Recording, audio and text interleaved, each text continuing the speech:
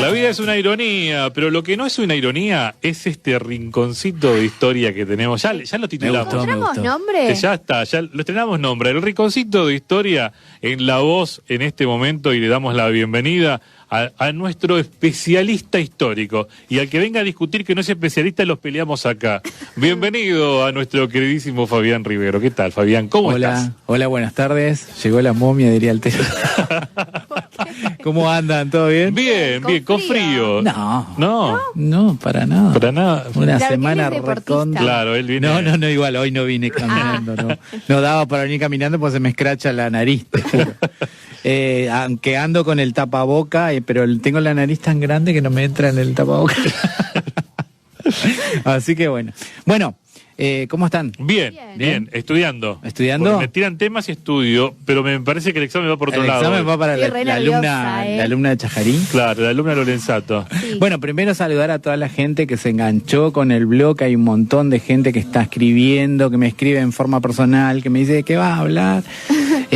A mis alumnos del profesorado que también hicieron la tarea. Tengo una alumna que se llama Graciela Romero, de primero C del profesorado de enseñanza primaria, que me manda fotos de Chajarí con la historia que le mostré acá a Agustina, así que creo que ella va a hacer un resumen. Bien, perfecto. Así que bueno, profesor, queda en sus manos. Alumna de Lorenzato. Ay, qué miedo, ¿viste? Cuando te dicen así. No, lo feo era cuando te decía, agarra el bolillero. Ellos no conocieron No, esa ella no etapa. conocía el bolillero. Esa etapa no. No. Ni siquiera en la universidad, por suerte. Saque 3, descarte 1. Claro, no. O tenías 12 bolillas, 12 ejes, 12 temas, digamos, y alcanzabas a estudiar 8 a veces. Claro. Y justo salía el 11. Claro, y rezar. Había gente, yo conocía gente que tenía el talento para elegir la bolilla. Porque tenía bolilleros esos que, tipo lo de la lotería, que eran y vos lo mirabas, claro, no sé cómo hacían, pero hacían así, toc, y daban vuelta y caía. La bolilla que quería, ¿no? ¿En serio? Sí, yo nunca pude. No. Pero tuve suerte. Tenían los números y elegías o qué tenían. Claro, vos tenés el programa, cada punto del programa era un número. Entonces te decía, bueno, pase. Es más, mientras uno tomaba el examen, el otro iba al bolillero. Decía, saque 3 bolillas, descarte 1. Entonces, qué miedo. Claro. Está bien. Pero bueno, Y ahí eran otras épocas. Eran épocas. Ahora no sé ni cómo se evalúa. Sí, más que nada es con trabajos prácticos y trabajos integradores, más que nada, ¿no? Sí. Pero bueno, en esa época nos quedó ese, de transpirar, estar todo transpirado así enfrente del bolillero y el tribunal, que te daba miedo, ¿no? Por esa experiencia pasé, nomás que ellos elegían los temas. O sea, no me daban a mí el bolillero, sino que los profesores, vos estabas sentada ahí enfrente de 3 profesores y te decían tal tema. Relacionalo con tu tema que elegiste. Claro, porque también te hacían elegir un tema. ¿Qué tema preparó? Bolilla 1, decía. Sí, por lo general era la más fácil. La que estaba estudiada y reestudiada varias veces. Está bien. Bueno, Agu, a ver, ¿qué onda? Bueno, me pediste que cuente o que investigue más que nada sobre la historia de Chajarí. Sí, más que nada de por qué el nombre. Ajá. Claro. Bueno, yo te contaba que a nosotros en la escuela, en la primaria, siempre nos enseñan que Chajarí significa en lengua guaraní arroyo del Chajá, que justamente lo habían puesto así por la cantidad de aves que había en esa zona de este estilo, el Chajá, ¿no? Y también por el arroyo que lleva ese nombre. Pero esta ciudad comienza llamándose Villa Libertad en el año 1872, me acordé el año, lo tengo todo anotado acá, por un proyecto que había a nivel nacional y a nivel provincial en el que buscaban poblar ciertos lugares, ¿no?, que había en la Argentina. Esta zona de Villa Libertad estaba habitada por nativos, por muchos guaraníes, por charrúas, cosa que la tradición, o más que nada el legado que nos ha dejado el pueblo nativo más guaraní, ¿no?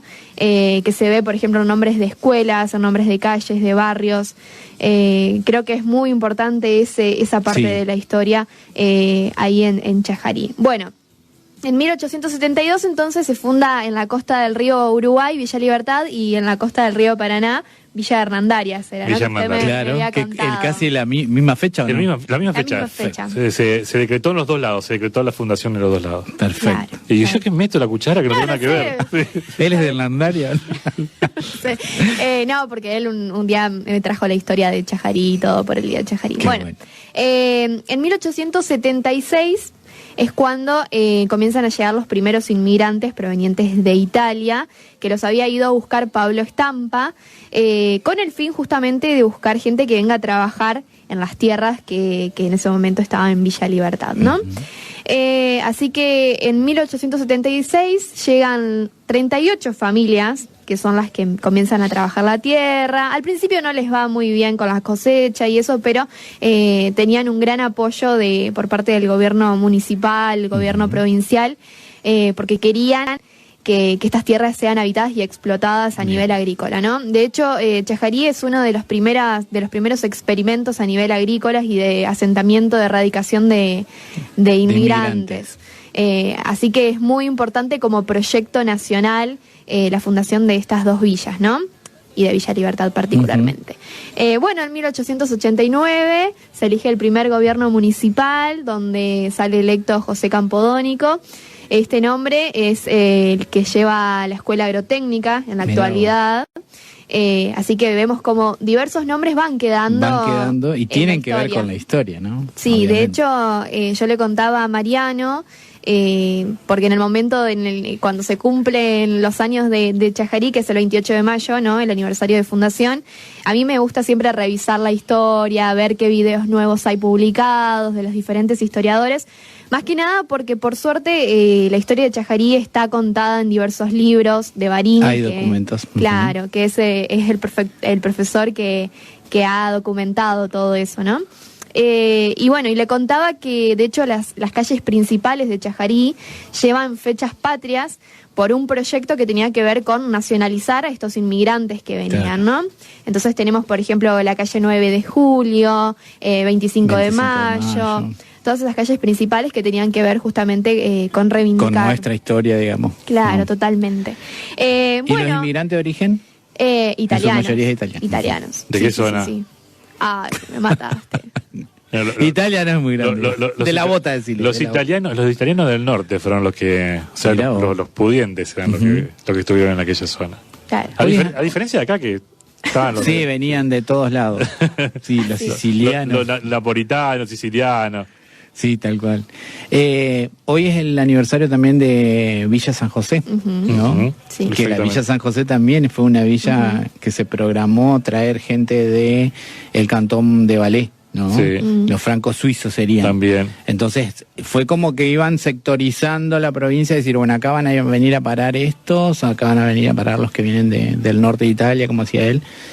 Y Chajarí entró, digamos, dentro de ese proyecto, ¿no? Claro, sí. Así que, bueno, un saludo a la gente de San José que está cumpliendo años. Bien. Bueno, y en 1934 es cuando deciden cambiar el nombre de Villa Libertad a Chajarí. ¿Por qué? Porque Chajarí era el nombre que llevaba el ferrocarril, muy importante para la zona, ¿no? Que permitía comunicar, bueno, como todo, ¿no? Era un medio de comunicación muy importante para esa época. Y toda la correspondencia, de hecho hay registros que llegaba con el nombre de Chajarí, ¿no? Claro, obviamente, por la estación. Y nunca llegaba correspondencia a Villa Libertad, que era el nombre de la ciudad.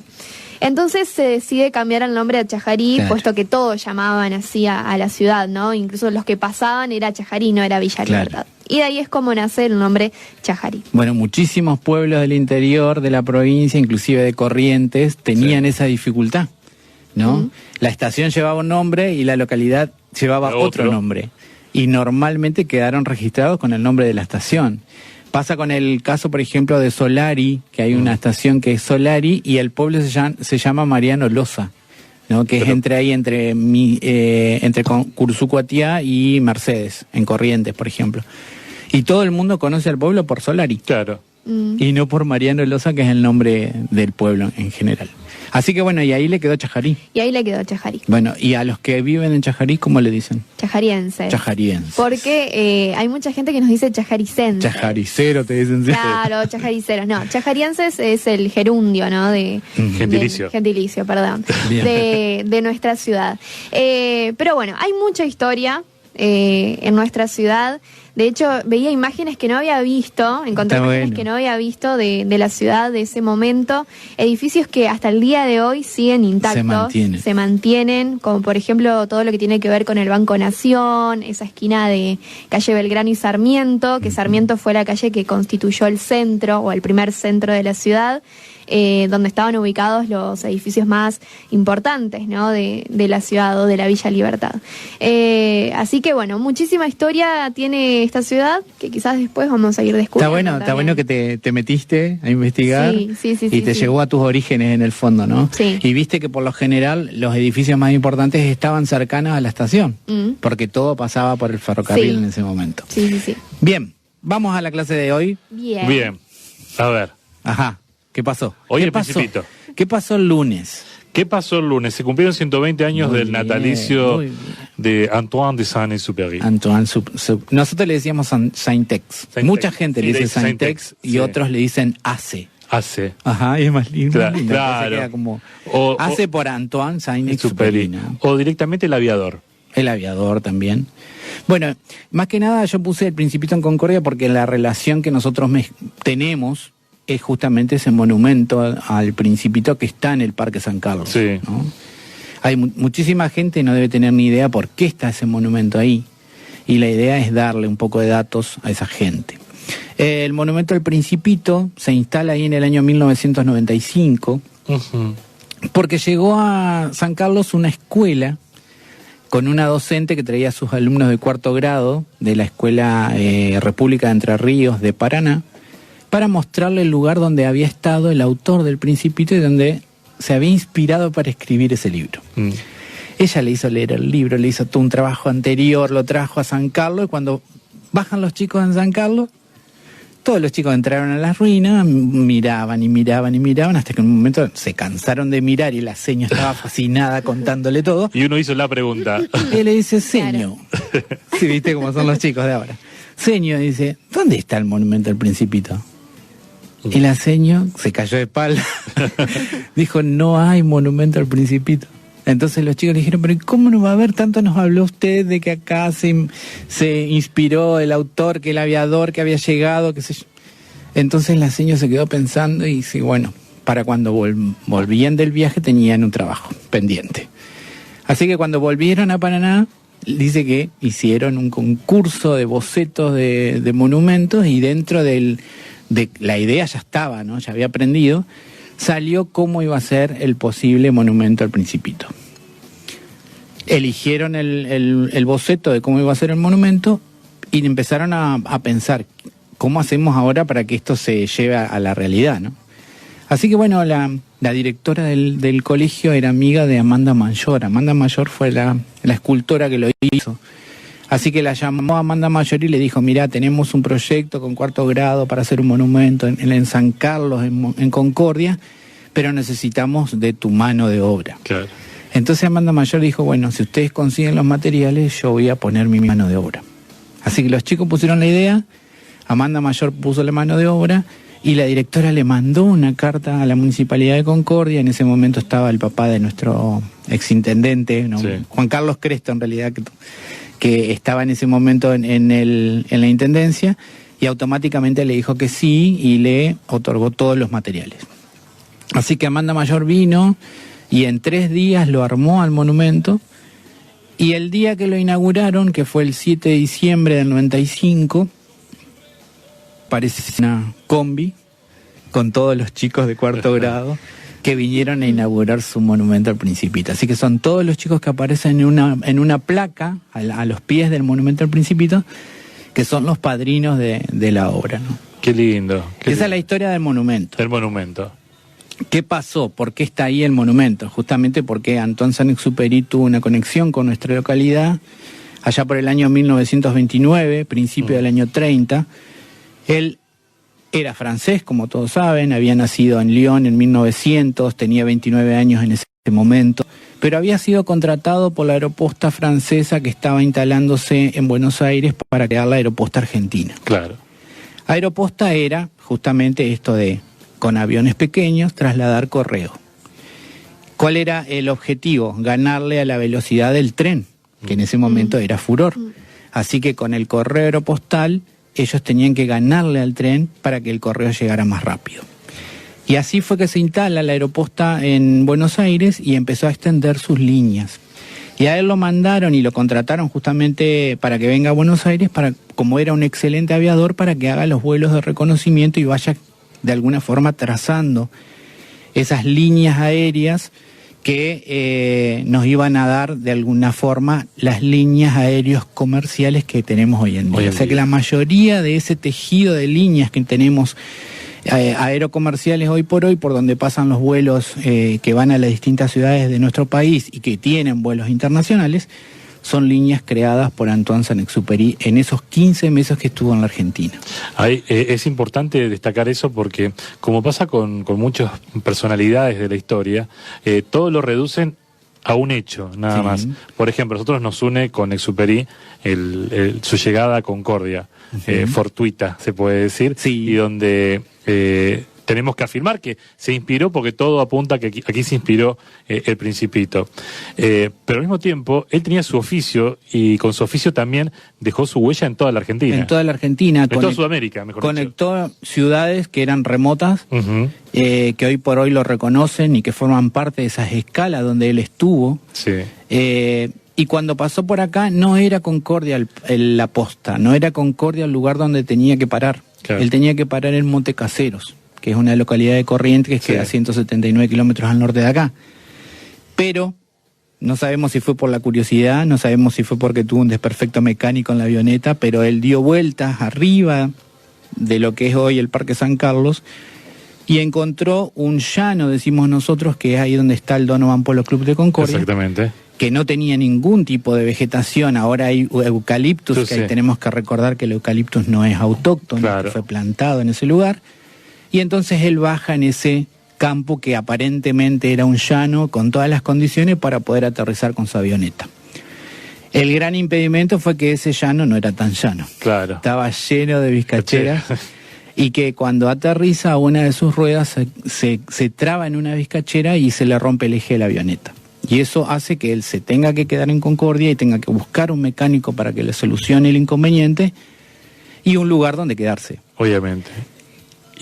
¿Cómo surgió el vínculo entre la gente que estaba alquilando la casa o el castillo en ese momento con el aviador?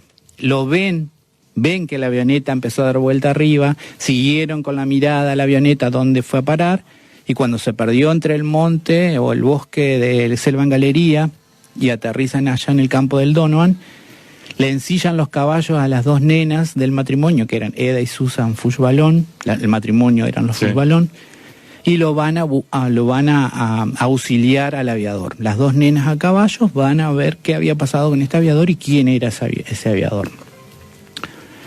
¿Cuál es el vínculo? La familia era francesa. Sí. Hablaban el francés, tenían educación en la casa a través de institutrices francesas, también. También. Así que ellos vivían hablando el francés. Cuando las nenas llegan al lugar donde estaba la avioneta, entre ellas hablando en francés, una le dice a la otra: qué estúpido este hombre, sí.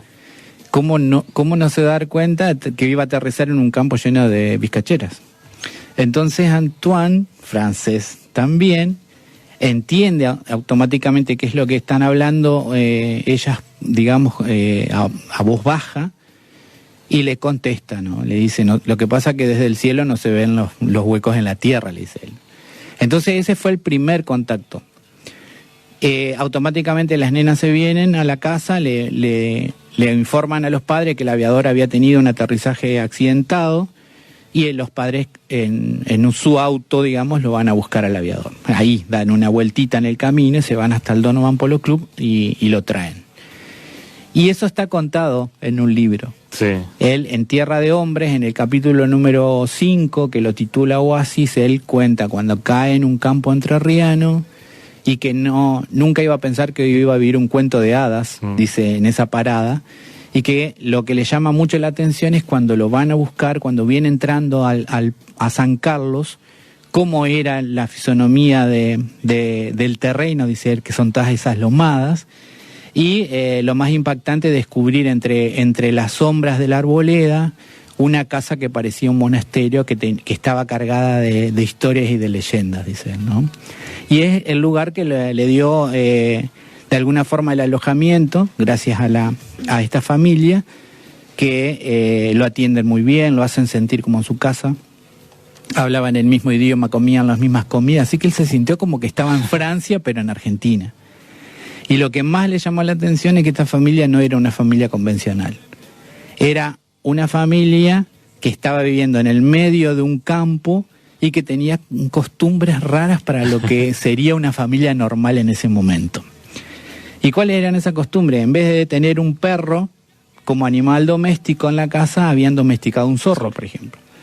Y en vez de tener animales o aves de corral, tenían animales salvajes domesticados.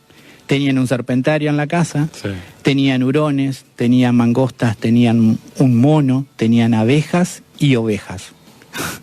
Las ovejas no eran tan salvajes, pero las abejas, o sea, ¿a quién se le ocurriría buscar camoatí de los árboles y traerlos al patio para sentarse y mirar el vuelo de las abejas? Las abejas.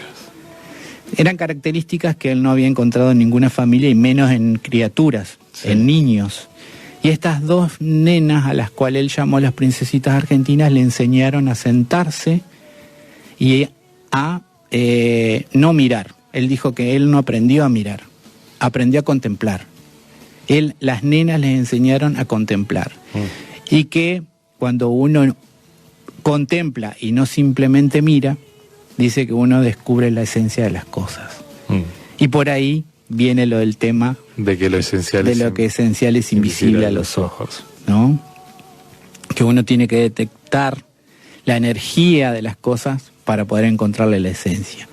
Y dice que él quedó maravillado con esta experiencia, que las dos nenas aparte le enseñaron un montón de cosas, que las encontró a las nenas hablando con el zorro, las encontró a las nenas hablando con las flores, les hablaban a las plantas, cosa que no era normal o común ver en ese momento, y menos en las ciudades donde él había estado.